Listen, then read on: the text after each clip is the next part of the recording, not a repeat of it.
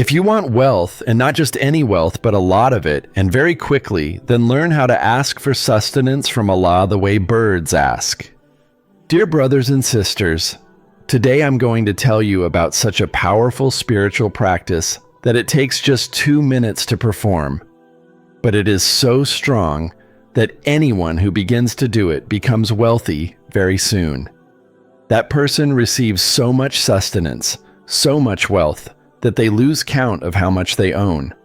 They accumulate so much that even if the next 7 generations were to sit and consume it all, the generations would end, but the wealth would still remain. Allah has not created anything in this world without a purpose. Some things may seem useless or purposeless to us, but they too serve a purpose.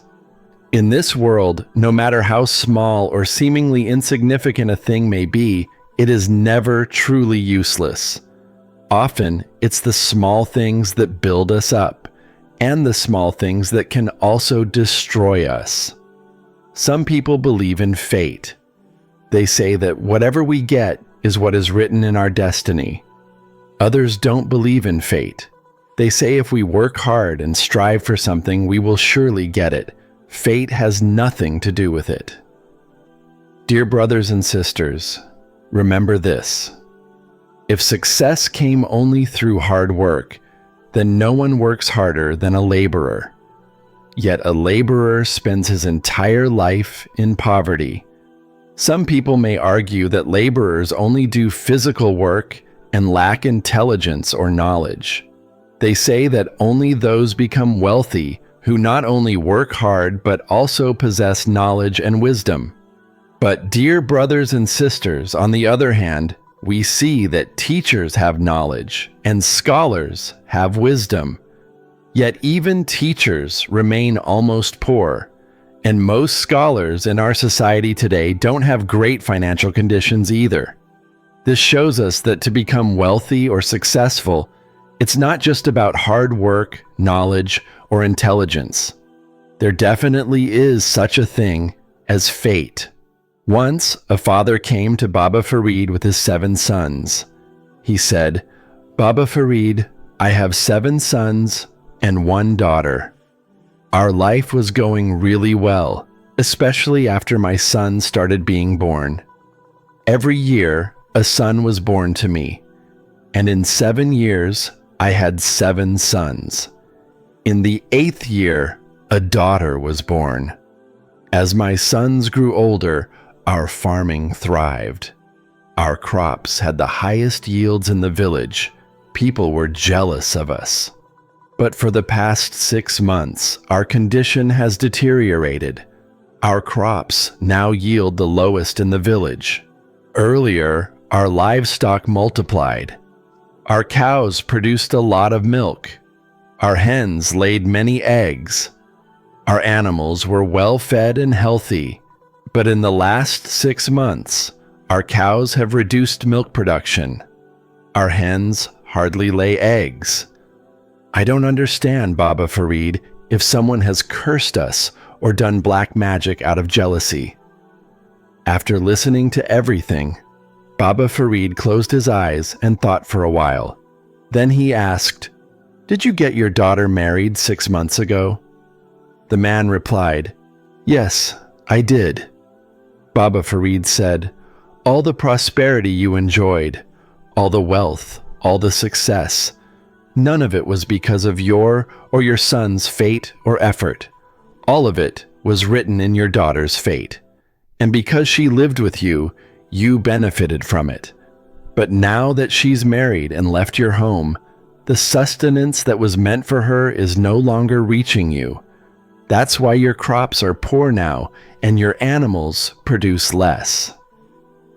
Dear brothers and sisters, there are many things in our lives that cannot be understood unless we believe in fate.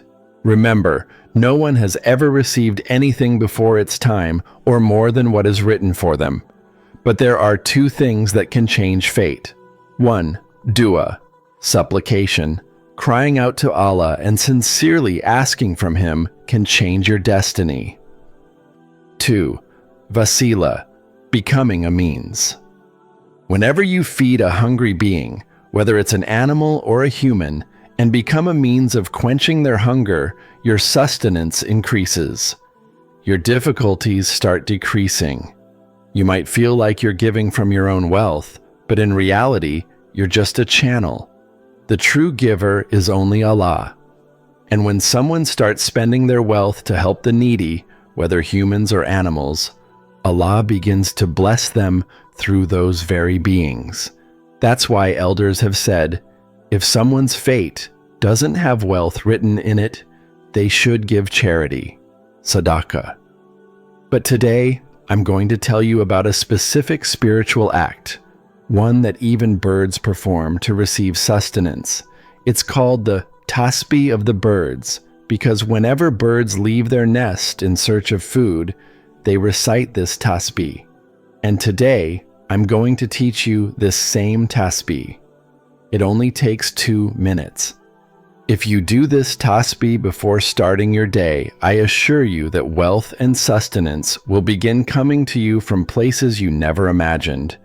So, if you're struggling with worries, problems at home, unemployment, stalled business, broken relationships, or overwhelming debt, start this simple 2-minute practice and watch how blessings begin to pour.